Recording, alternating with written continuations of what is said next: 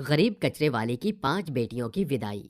शांतामणि नाम की एक औरत गरीब तबके से थी, जिसका पति ज्यादा नशाबाजी करने से चल बसा था।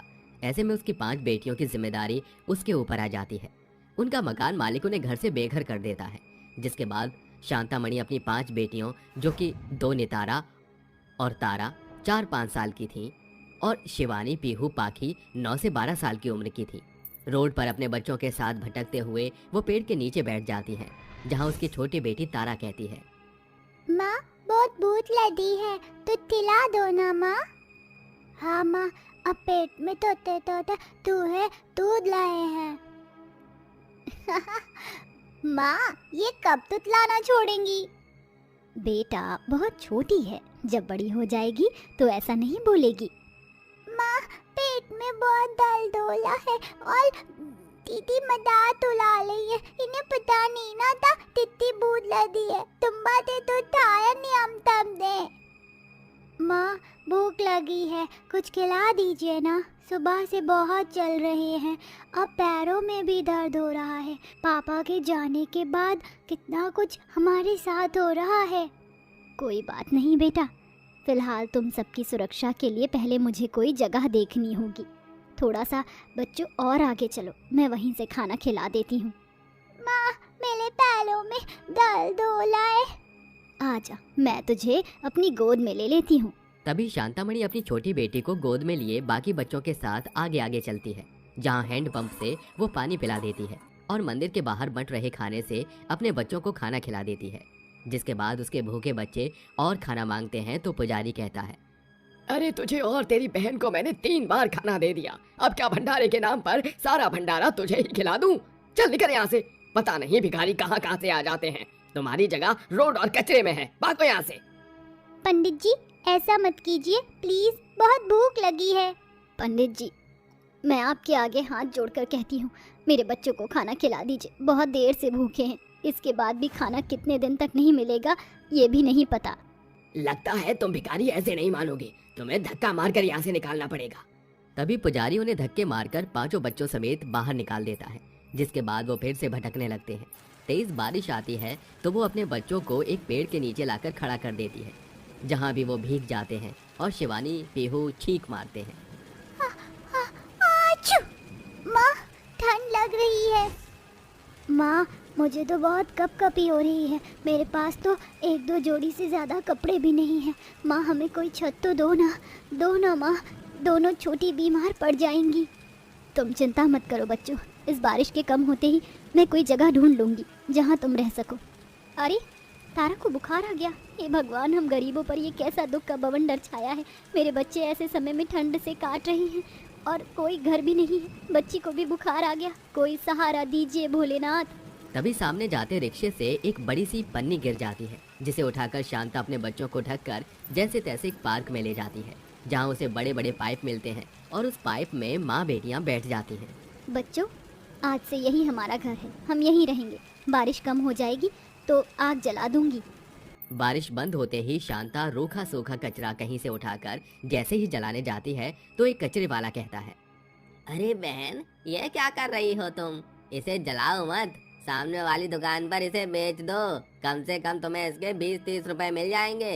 कहाँ भैया, क्या सच में भैया इसके पैसे मिलेंगे? अरे हाँ, कचरा ढूंढकर वहाँ जमा कर दिया करो, अरे उसके पैसे मिलते हैं। भैया आपका बहुत बहुत शुक्रिया बताने के लिए। तभी शांता वो कचरा लेकर कचरे वाले को बेच देती है, जिससे उसे 30 रुपए मिलते हैं और उन पैसों से वो सस्ते ढाबे से खाना लाकर थोड़ा थोड़ा बच्चों को खिला देती है और कहती है, क्यों ना मैं कचरा ढूंढना शुरू कर दूं, जिससे बच्चों का पेट पाल सकती हूँ और तारा के लिए अभी दवाई भी ले आऊंगी। बच्चों, मैं अभी आती हूँ। आप कहाँ जा रहे हो? अभी तो आई हो। कचरा ढूंढूंगी बेटा, जिससे तुम्हारा पेट पाल सकूं। आप अकेले क्यों जा रही हो? हम भी आपकी मदद करवाते हैं। ठीक है, तुम और पीहू मेरे साथ चलो। पाखी बेटा, तुम इन दोनों का ख्याल रखना, बड़ी हो ना, मैं जल्दी आ जाऊंगी, कहीं जाना मत।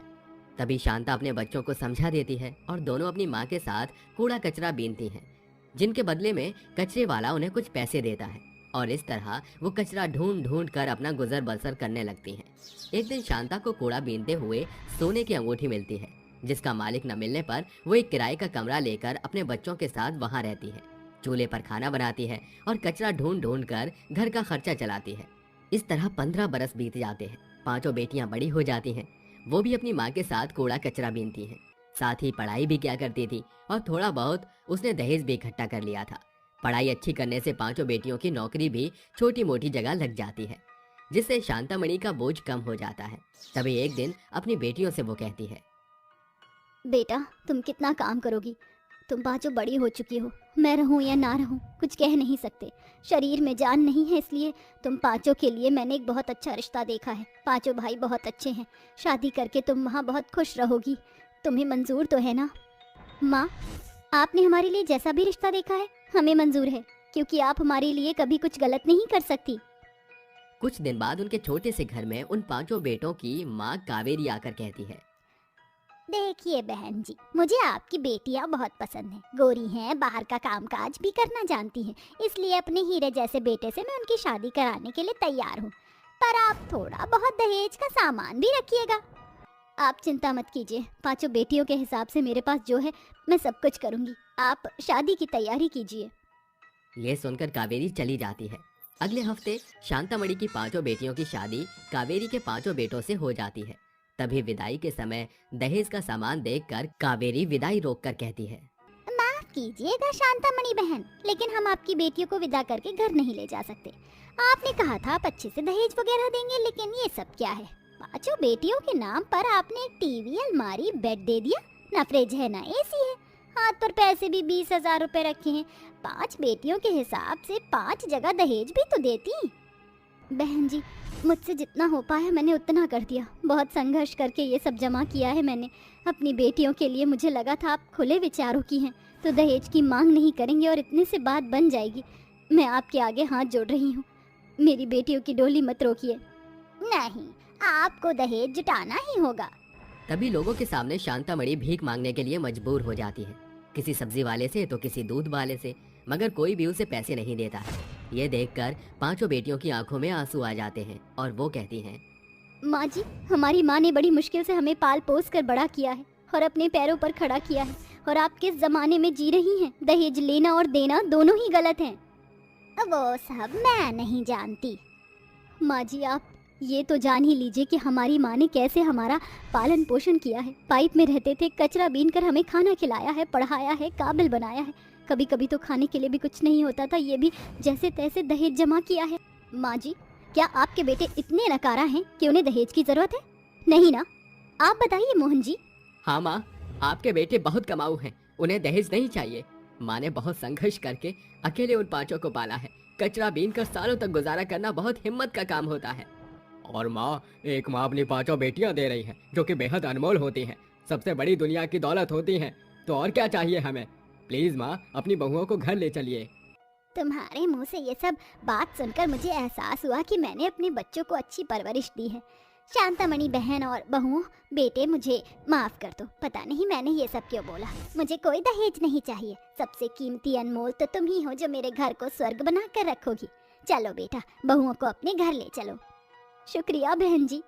माँ, हम सबको इतने प्यार और अच्छी परवरिश से पालने के लिए आपका बहुत बहुत शुक्रिया। तभी पांचों बेटियां अपनी माँ के गले लगकर रोती हैं और अपने जीवन साथी के साथ विदा होकर अपने नए जीवन की शुरुआत करती हैं, जिसके बाद वो खुशी खुशी रहने लगती। काली बहू का मायके से अच्छा ससुराल। दृष्टि एक कॉफी शॉप में नीरज के साथ बैठी होती है और रो रही होती है।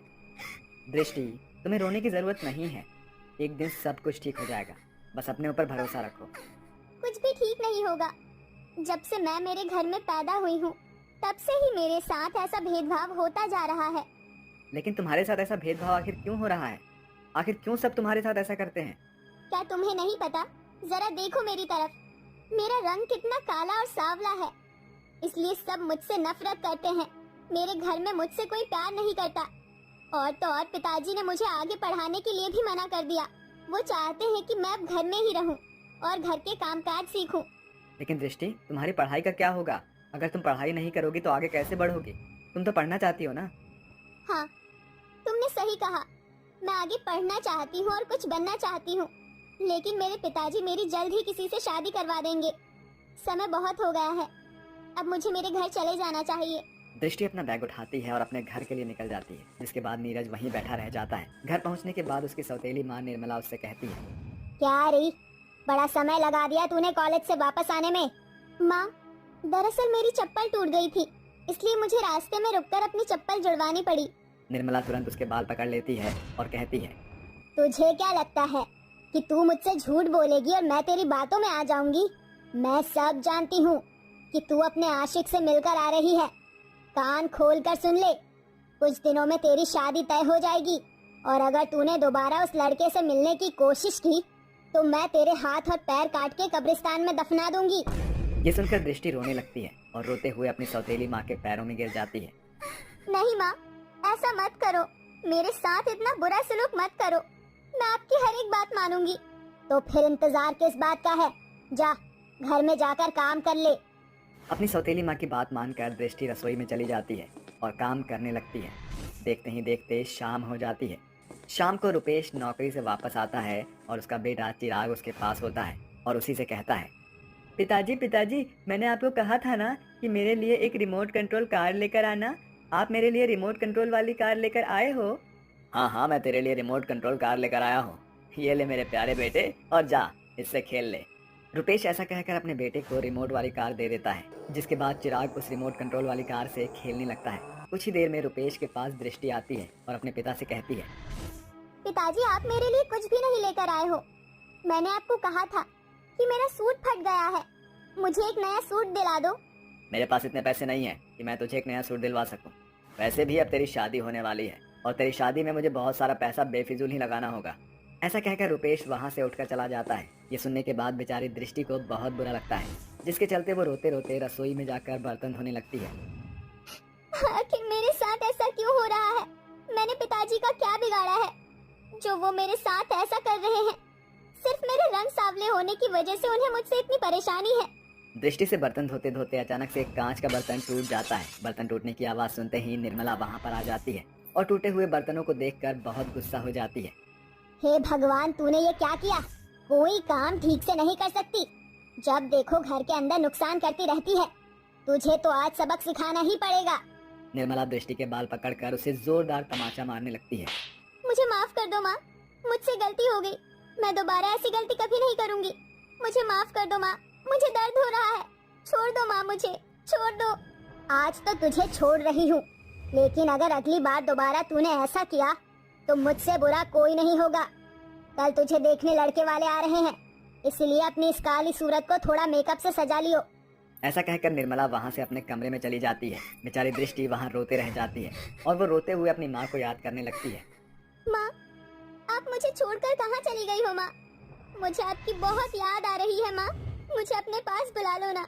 बेचारी दृष्टि रो ही रही होती है कि वहीं दूसरी तरफ नीरज दृष्टि के बारे में बहुत ज्यादा सोचने लगता है। पूरा हफ्ता हो गया है, दृष्टि अभी तक कॉलेज में अपनी रिपोर्ट कार्ड लेने भी नहीं आई। आखिर ऐसा क्या हो गया है जिसके चलते वो नहीं आई? मुझे इस बात का पता लगाना होगा। अगले दिन जब सवेरा होता है तो नीरज दृष्टि से मिलने के लिए उसके घर के लिए निकल जाता है। जैसे ही वो दृष्टि के घर पहुंचता है तो वो खिड़की से झांक कर घर के अंदर की तरफ देखता है। अरे, ये सब क्या चल रहा है? लगता है दृष्टि बिल्कुल सच कह रही थी। उसकी सौतेली माँ उसकी ज़बरदस्ती किसी से शादी करवा रही है। मुझे ये सब किसी तरह से रोकना ही होगा। नीरज को कुछ समझ नहीं आता है। इसके चलते वो अपनी एक दोस्त पूनम के पास जाता है और उसी से कहता है, पूनम, मैं तुम्हारे आगे हाथ जोड़ता हूँ, मेरी मदद करो। अगर तुमने मेरी मदद नहीं की तो दृष्टि की सौतेली माँ उसके साथ जाती करेगी और किसी बुरे इंसान से उसकी शादी करवा देगी। तुम्हें ज़्यादा कुछ नहीं करना है, बस किसी तरह से कल दृष्टि को काली पहाड़ी के ऊपर वाले मंदिर में ले आना। अगर दृष्टि नहीं आई तो वैसे भी वो कितनी सांवली है, तुम उसके पीछे क्यों पड़े हो? तुम्हें तो कोई भी लड़की आसानी से मिल जाएगी। तुमने सही कहा, मुझे कोई भी लड़की आसानी से मिल जाएगी, लेकिन दृष्टि जैसी लड़की मुझे कभी नहीं मिलेगी। वो समझदार है और उसे मेरी बहुत परवाह है। मुझे बिल्कुल ऐसी लड़की ही चाहिए। अगर ऐसी बात है तो मैं अपनी सहेली दृष्टि का सच्चा प्यार उसे जरूर दिलवाऊंगी। पूनम ऐसा कहने के बाद अगले दिन दृष्टि के घर पहुंच जाती है और उसे किसी तरह से घर से निकालकर काली पहाड़ी वाले मंदिर पर ले जाती है। अरे पूनम, हम यहाँ पर क्यों खड़े हैं? क्या हमें अंदर नहीं जाना? जल्दी चलो, देरी हो गई तो तुम्हें पता है ना मेरी सौतेली माँ मेरे साथ क्या करेगी। वो इतना कहती ही है कि तभी वहाँ पर नीरज आ जाता है और उसे देखकर बहुत खुश होता है। दृष्टि, तुम ऐसे इंसान से शादी कैसे कर सकती हो? तुम्हारे माता पिता तुम्हारी शादी नहीं बल्कि तुम्हारा सौदा कर रहे हैं। जिस व्यक्ति से तुम्हारी शादी होने वाली है वो बहुत बुरा है और बुरे काम करता है। तो मैं और क्या करूं? मेरे पास और कोई दूसरा रास्ता नहीं है। मुझे कोई पसंद नहीं करता। दृष्टि की इतना कहते ही नीरज उसके हाथों में पकड़ी हुई पूजा की थाली के अंदर से सिंदूर की डिब्बी में से सिंदूर लेकर दृष्टि की मांग भर देता है और कहता है, मैं तुमसे बहुत प्यार करता हूँ। क्या तुम भी मुझसे प्यार करती हो? क्या ये सच है कि तुम भी मुझसे उतना ही प्यार करते हो जितना मैं प्यार करती हूँ? हाँ हाँ बिल्कुल सच है। अब तुम मेरे साथ मेरे घर चलो। तुम्हारी जगह तुम्हारे मायके में नहीं है, तुम्हारे असली ससुराल में है। नीरज अपने साथ दृष्टि को अपने घर ले आता है और जैसे ही दरवाजा खटखटाता है उसकी माँ और उसके पिताजी दरवाजा खोलते हैं। उसकी माँ कौशल्या पूजा की थाली लिए खड़ी होती है और दृष्टि का स्वागत करती है। अच्छा, तो वो तुम हो जिसकी तारीफ करते करते मेरा बेटा थकता ही नहीं है। वैसे तुम बहुत सुंदर और सुशील भी हो। आओ अंदर आ जाओ। अंदर आते ही दृष्टि चारों तरफ देखती है। उनका घर बहुत खूबसूरत तरीके से सजा होता है। ये घर तो बिल्कुल एक दुल्हन की तरह सजा हुआ है। क्या मेरे आने की खबर माँ जी और बाबूजी को पहले से ही थी? बहू, नीरज ने हमें तुम्हारे बारे में पहले ही सब कुछ बता दिया था, इसलिए हमने तुम्हारे आने की खुशी में पूरे घर को सजाया था, खुद अपने हाथों से। अपने ससुराल में इतना सारा प्यार देखकर दृष्टि बहुत खुश होती है। जो प्यार मुझे मेरे मायके से मिलना चाहिए था, वो मुझे तुम्हारी वजह से मेरे ससुराल में मिल गया। ऐसा कहकर दृष्टि नीरज को गले से लगा लेती है, जिसके बाद वो अपने पति नीरज के साथ अपने ससुराल में खुशी खुशी अपना जीवन व्यतीत